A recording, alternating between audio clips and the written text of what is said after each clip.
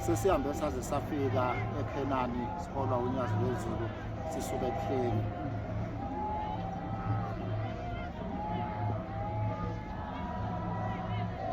Soba sibona-ke umkhumbi oyingcwele sesifikile singaphakathi eParadise. Njengobona ngemva kwami ipulpiti kaJehova kunemva kwethu, phambi kwayo kade kuhleli umphongolo wesivumelwano. Njengobona iview ihamba iview ithatha yonke indawo esifike kuyona, kodwa nje singaphakathi eParadise eKhanani. Sihambe ngempumelelo, uNkulunkulu wasinika isambulela wabuyisa namafu wabuhle, hamba kahle ibandla. Abantu abangaphezulu kwemiliyoni bebehamba phansi, babe nempumelelo baze bafika lapha eKhanani. Njengoba sengithulile-ke, kuyisibusiso kimi, kuyinhlanhla kimi, kuyithamsanqa kimi nomndeni wami, ubabamkhulu usuka kukhokho uMaqumenkulu uMkhithika, umkhulu wami uze kubaba bonke, uBuntsha nabafowabo bonke, umfundisi waleli bandla owahamba esathembekile kuleli bandla, uhamba uhambo kuhle. Ngibonga-ke umndeni wami wonke wakwaMahaye. Ngibonga umndeni wakithi eQhuvini, abafowethu nodadewethu nobaba bonke baseQhuvini sabalala othulini lomhlaba. Ngiyayibongela ukuba ngikwazile ukufaka umdlempela, ukufaka izibili, bakwazi futhi ukubahambela phansi baze bafika lapho endaweni engcwele. Kodwa ngiqondile ukukhuluma ngendaba zakithi kwaMahaye. Namhlanje ngiqonde njengenhloboshane ethelebisela nehlobo, ngiqonde ukukhuluma ngithi qaphaqaphu nje ngendaba enkulu. Njengoba sibonile unyazi lwezulu liphethe isihlangu noma liphethe ihawu elibhaliwe umpheme wama-Afrika. Ibandla lamaNazaretha oShembe noShembe usihola njengamanje osonyazi. Ibandla leli liwumpheme we-Afrika, ibandla leli liwumpheme ngoba likwazi ukuvikela amagugu ethu, avikele ifagugu lethu enkolweni yethu thina ama-Afrika. Inkolo-ke yama-Afrika, inkolo kaJehova. Inkolo kaJehova iyona lena eyaqala le eNorth East Africa, okufaka phakathi o-Middle East, okufaka phakathi o-Bethlehem, o-Israyeli, okufaka phakathi oGibhithe, okufaka okuthiwa iKemet, okufaka phakathi Ethiopia, okuthiwa Abyssinia, Sudani, okuthiwa iNubia.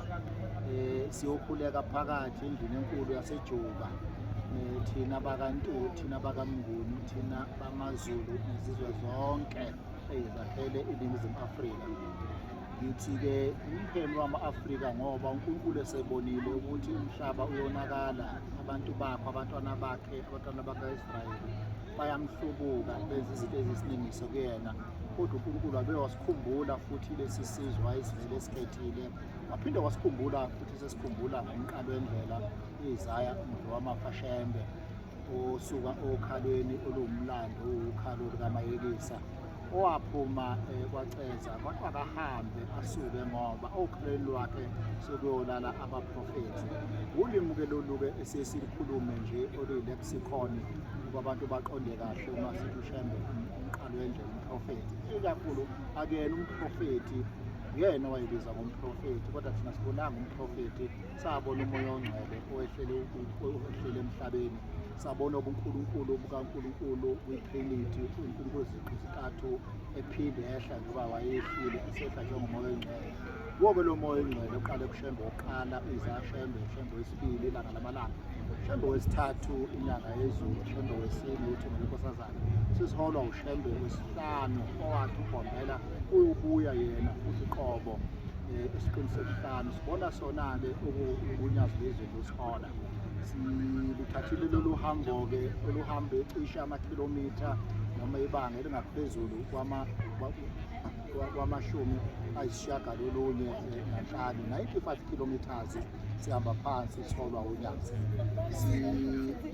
Ngiyabonga-ke ukuthi-ke isibusiso ney'qhamo zonke izinto ey'bhekene nama-Afrika uNkulunkulu uzoyinqoba.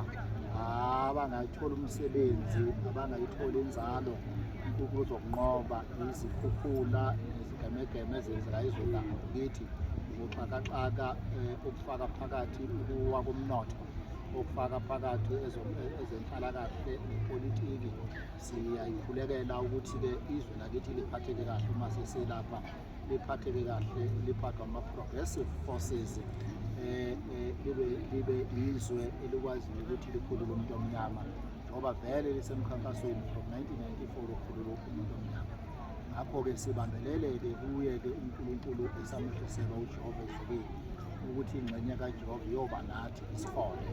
Sihambe kahle-ke njengoba sengishilo, njengoba senibonile, aze sibabona abantu abangaka uNazareth ngonyaka odlule, nasho nasey'khathini ezedlule kaningi ukuthi labantu esibabona lapha kuze abaningi abangapheki kwethu. Lokho-ke kwenzekile silokhu sisukele ebuhleni, amaNazaretha aphindwa. Sibone futhi abantu abaningi abangewona amaNazaretha engena kulolu hambo olungcwele ukuze izimpilo zabo n'izwe lakithi lishintshe. Ngiyayibongela-ke uNgogi Mahaye, ngiyethemba ukuthi lokhu enginike kona namhlanje noma umuntu engaboni ukuthi kufishane ngenxa yespace engisebenza ngaso, kodwa kuningi ngoba kukhanyisela nini ama-Afrika ukuthi uNkulunkulu phakathi kwenu wehlile waba umuntu ebantwini. Mlandeleni inkolo yethu le ewumtsinsi lase-Afrika, njengoba sengishilo ukuthi ngiyiqale phezulu e-Northern Africa, siziyafika lapha e-Southern Africa, kuleli likaMthaniya, ilapha eMzansi, kuleli likaGondwana, kuleli izwe esikulona manje. Siyayibona iya ngamandla, iyakhula usuku nosuku. Kusho ukuthi ngempela ihashe elimpunga bayithi umqalo wendlela usededele uba ligijime libaqoqa abantu balethe lapha. Liyabaqoqa-ke abantu ihashe elimpunga, thina owethu bahlangabeza. Omunye umuntu uyayibuza ukuthi uShembe yini, silandela uShembe, becabanga ukuthi kulandela umuntu, bengazi ukuthi cha, uShembe lona ohlukile ngoba uShembe lo, igama elithi Shembe nesibongo seShembe siqhamuka ezulwini. Ukhuluma izinto zenzeke, ukhuluma ngomlomo akubusise izinto zakho zonke zihambe kahle. Ukwazi into esezithi kunokuNkulunkulu, ukwazi ukusho uzocela ingane. Ngomunye walabo nami wacela kuyena, afika atshele umuntu oyinyumba ongazali athi hamba usumtholile abantwana, amtshele uzothola umfana. Uma kuzoba umfana aze amqambe negama, uyomqamba igama uthi ubani. Umuntu engakhulelwe enhlobo singathi-ke umuntu lowo ofana nabanye abantu. Singayikhohlisa ngalokho uma ungazulithola ithuba loba yingxenye yalolu hambo esilihambayo, noma uba yingxenye yale nkolo esengikhulume ngayo. Ngiyathi iyona eyumphema wama-Afrika, iyona esizalwa, iyona eyisizinda, iyona esuka leNile, iyona esuka lapha kwi-Papillus Valley, iyona esuka lapha kwi-Mediterranean Sea, iyona esuka lapha enhla yavuthwa yaba isizalo sama-Afrika, iyona eyitakasent, iyona eyi-placenta land, iyona lenkolo esikhuluma ngayo, iyona eyizizalo yazo zonke iy'nkolo engase bakhona. Ngoba inkolo yobuNazaretha iyona nkolo kaNkulunkulu and iyona nkolo yokuqala. Ayikho enye inkolo ngale kwenkolo yobuNazaretha. Okunye kusuke kulandelwa nje ukuthi bekunomuntu othile ebese kuqanjwa inkolo ngayo lowo muntu lowo. Ngenza iy'bonelo ey'ningi zey'nkolo ey'qanjwe ngabantu, but le nkolo yobuNazaretha kuyinkolo kaNkulunkulu. Okwathi uNkulunkulu uma esekela umhlaba, uNkulunkulu ekhanda uJehova akha izulu nomhlaba, wasebeka inkolo yobuNazaretha, wasebeka isabatha okwalenzela abayizivumelano phakathi kwakhe nabantu bakhe. Yithe abantu bahambe baduka-ke ngoba libe lelo sabatha seligcitshwa ngey'khathi ey'thile, kwaba lagqitshwa laqedwa isabatha ngoba kuqedwa ubuNkulunkulu bukaNkulunkulu emhlabeni. Umqalo wendlela uShembeka wafika walivuselela isabatha, wathi siyokhululwa ngalo isabatha, wathi mesabeni uJehova zona ngigcina imithetho yakhe anilokela yona uJehova ngenceku yakhe uMoses, ukuze ukudumisa kwenu kwamukeleke uThixo emkhosi. Usibuyisele-ke emasisweni uShembe, wasinika inkolo wayevele ehlisele kithi wasemandulo, wayivele kuyona nkolo yakhe uNkulunkulu, hhayi inkolo ngezithunywa uNkulunkulu ayithumile. uShembe-ke uhola inkolo yobuNazaretha, akaholi inkolo yobuHembe, kodwa uhola inkolo yobuNazaretha. Futhi singasho ukuthi inkolo yobuShembe ngoba igama elithi Shembe sengishilo laqhamuka ezulwini, akusona nje isibongo esifana nesami. AbakwaShembe akubona abantu nje abafana nami, njengoba mina ngingoGi Mahaye, nguNodange, ngumuntu nje mina nto.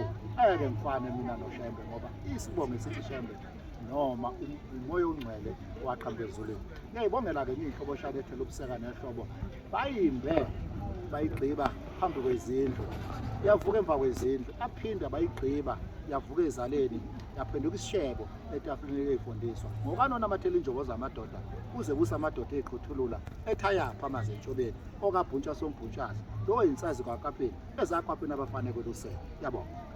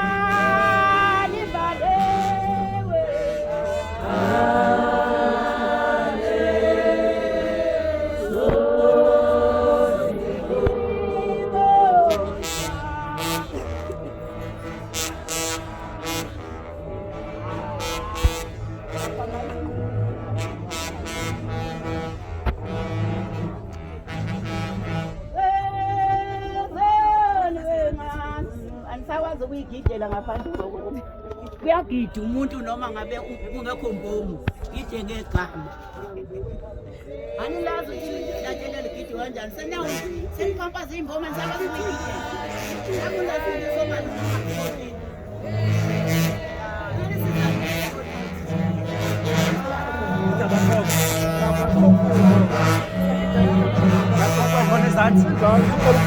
hayi ngiphambi kakhulu uyafanisa ngiphambi kakhulu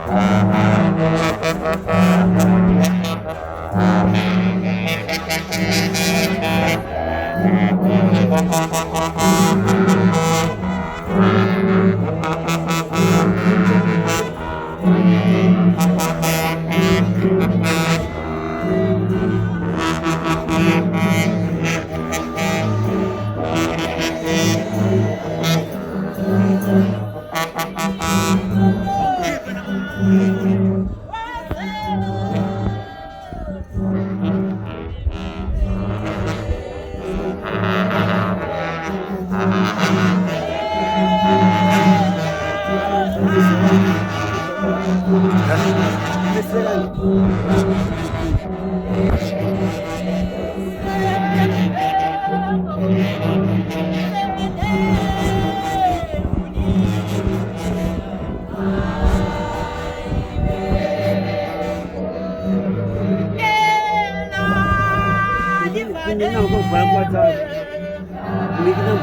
Ngikuvala kwatsana.